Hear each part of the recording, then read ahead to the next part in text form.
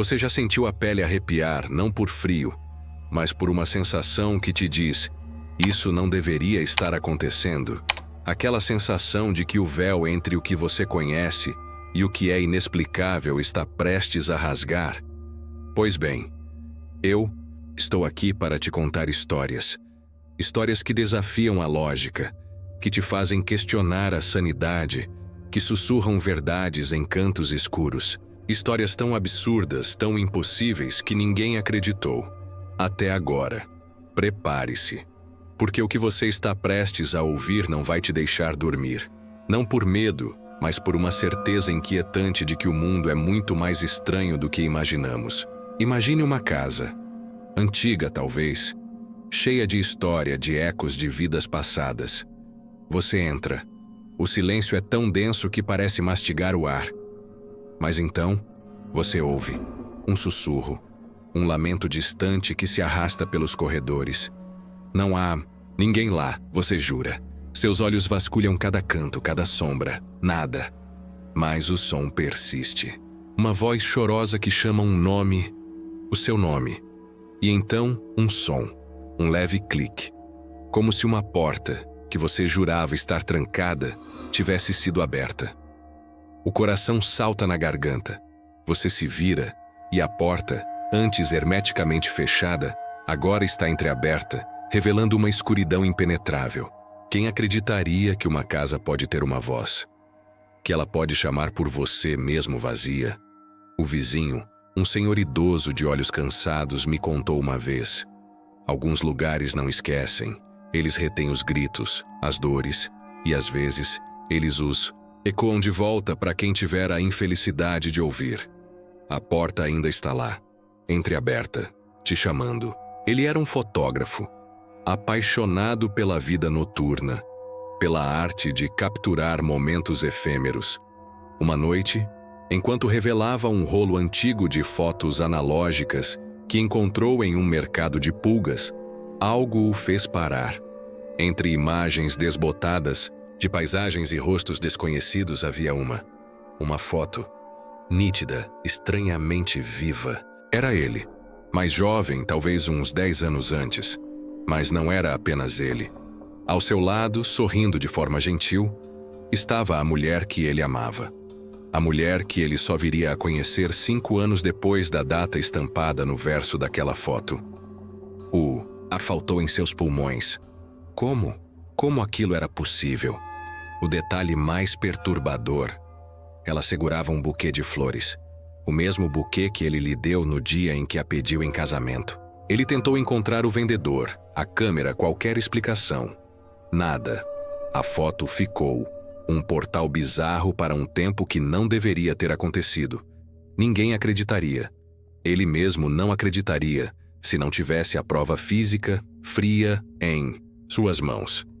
É como se o futuro, por um breve segundo, tivesse se curvado para o presente. Marta tinha um pesadelo recorrente. Sempre o mesmo.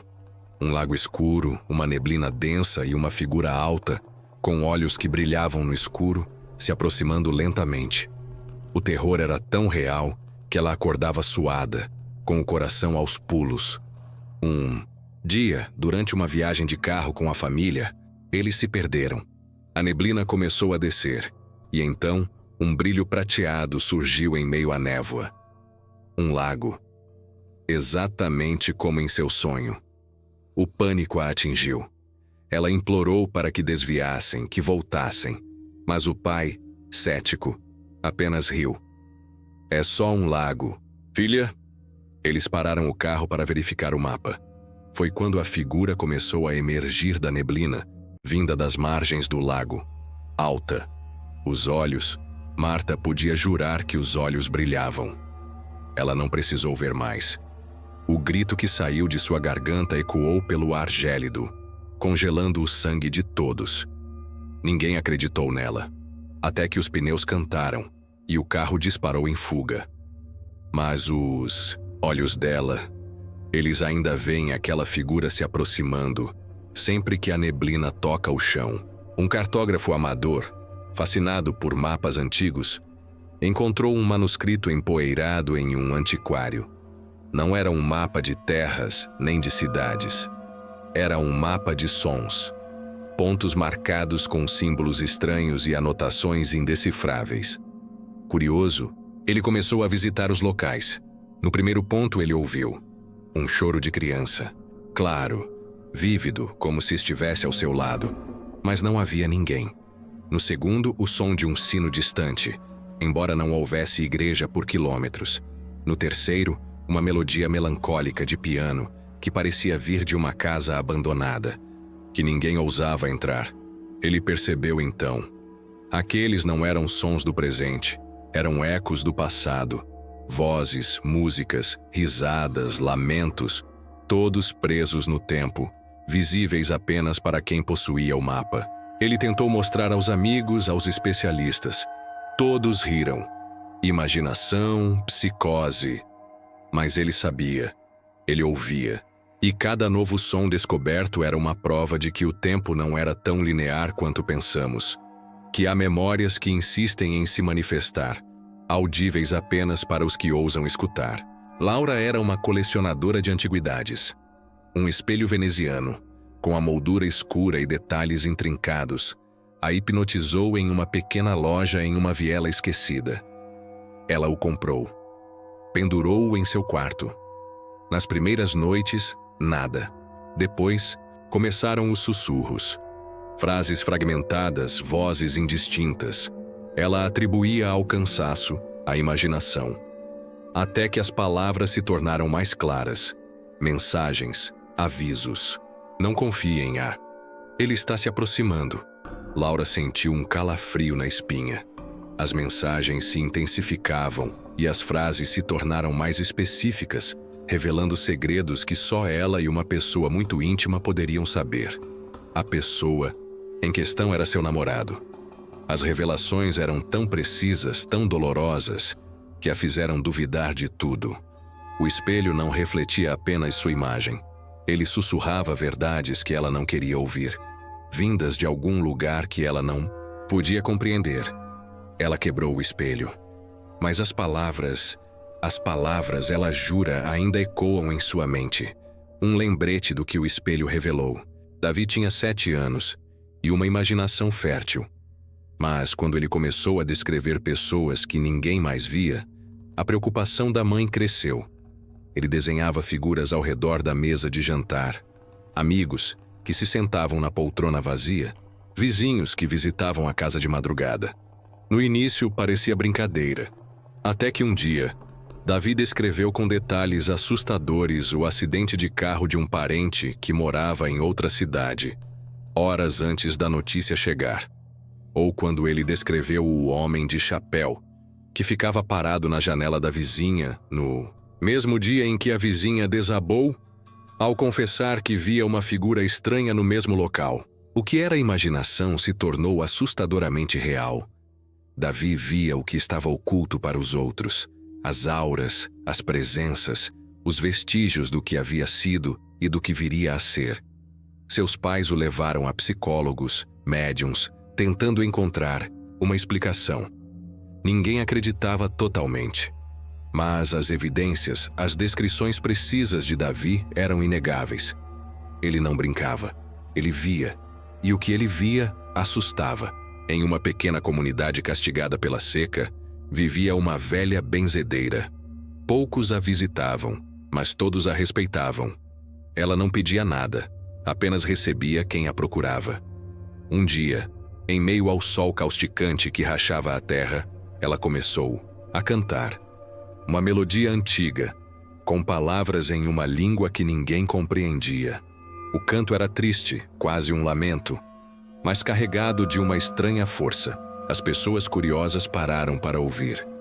As horas se passaram e ela não parava. De repente, uma pequena nuvem escura apareceu no horizonte. No início, ninguém deu atenção. Mas a nuvem cresceu, se tornou densa, e um trovão distante reverberou. O cheiro da chuva, tão esperado, começou a pairar no ar.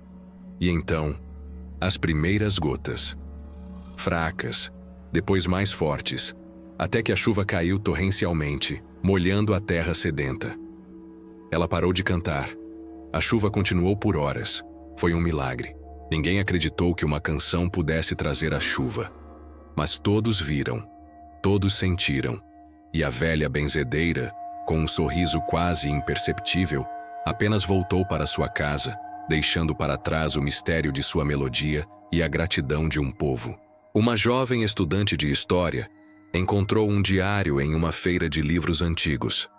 A caligrafia era elegante, mas as datas, por vezes, pareciam confusas. Ela começou a ler. Eram descrições vívidas de eventos futuros, catástrofes naturais, descobertas científicas, mortes de figuras públicas. O mais inquietante, as descrições eram acompanhadas de um sentimento de desespero e impotência. No início, ela pensou que fosse ficção, mas então, os eventos começaram a acontecer, exatamente como descritos no diário. Um tremor de terra em uma cidade distante, um avanço médico inesperado, o falecimento de uma personalidade. Ela tentou avisar, alertar. Foi taxada de louca, de visionária. Ninguém acreditava que aquelas anotações feitas há décadas pudessem ser um vislumbre do futuro. Mas ela sabia. As páginas do diário, amareladas pelo tempo, eram uma prova sombria de que o futuro já havia sido escrito. Ela parou de ler. O peso das premonições era insuportável. Mas o diário está lá, uma testemunha silenciosa de um tempo que ainda não chegou. Ele era um cientista, racional, lógico. Acreditava apenas no que podia ser provado. Mas então, a sombra. Ela apareceu em seu laboratório. Uma figura esguia e escura que dançava nas paredes, sempre um passo à frente da luz. Ele tentou de tudo. Alterou a iluminação, verificou os equipamentos, isolou o ambiente. Nada. A sombra permanecia. Ela não era sua. Não era de ninguém. Não tinha corpo. Não tinha fonte. Era uma sombra sem dono.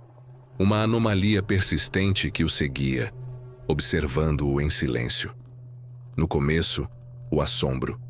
Depois, a obsessão. Ele começou a registrar suas aparições, a tentar se comunicar, a entender o que era aquilo. A sombra respondia, de alguma forma.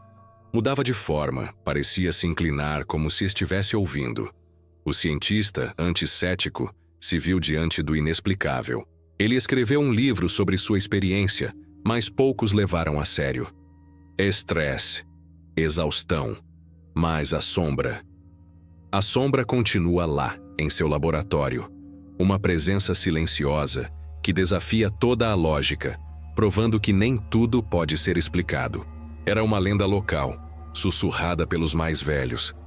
A antiga canção de ninar que Nana, uma senhora centenária, cantava para seus bisnetos. Diziam que quem a ouvisse, mesmo que brevemente, nunca mais esqueceria e levaria consigo um pedaço do seu passado esquecido. Um jovem pesquisador de folclore ouviu falar dela. Cético, mas intrigado, ele a procurou. Nana vivia isolada, em uma pequena cabana. Os olhos dela, profundos e antigos, o receberam com uma estranha calma. Ele pediu para que ela cantasse. A voz de Nana era fraca, mas a melodia... a melodia era etérea, quase sobrenatural. Uma mistura de alegria e tristeza, de memória e esquecimento. Ele ouviu por alguns minutos, e então algo aconteceu. Imagens começaram a surgir em sua mente. Imagens que não eram dele. Cenas de uma vida que ele não havia vivido. Um campo de trigo sob o sol poente. Uma criança rindo em um balanço. Uma dor lancinante no peito que ele nunca havia sentido. Ele viu memórias de outros. A canção de Nana não era apenas uma melodia. Era um portal para as vidas daqueles que a haviam cantado antes dela e de todos que a haviam ouvido. Ele se levantou, cambaleante. A cabeça girava. Nana apenas sorriu, um sorriso sábio. Ninguém acreditaria. Como uma simples canção poderia evocar memórias que não eram suas. Mas o pesquisador sabia.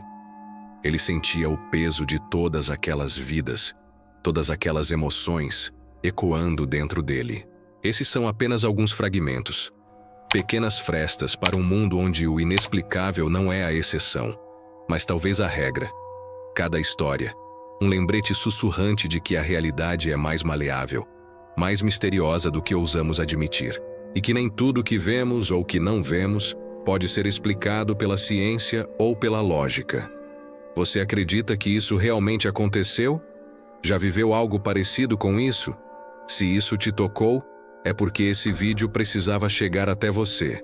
Se inscreva no canal, mas só se tiver coragem.